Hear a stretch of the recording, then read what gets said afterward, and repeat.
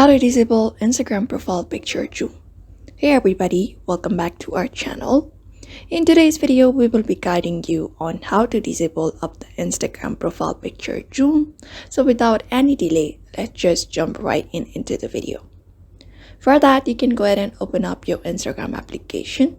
And once you're here, you can go ahead and tap on your profile at the bottom right corner of your screen. Once you're here, you'll be reaching to your profile page. So the next step, what you can apply is head over to the menu bar at the top right corner.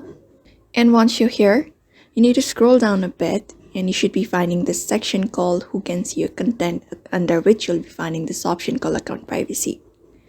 Go ahead and select it and you'll be finding this results. Allow profile picture expansion.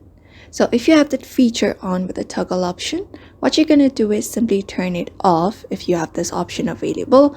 That will not let people see the larger version of your profile picture to help them know that it is you. So that is it. That is the method you can apply up in order to disable the Instagram profile picture zoom. So you can also follow up the same process in order to do so. So I hope this video was helpful to you and thank you for watching this video.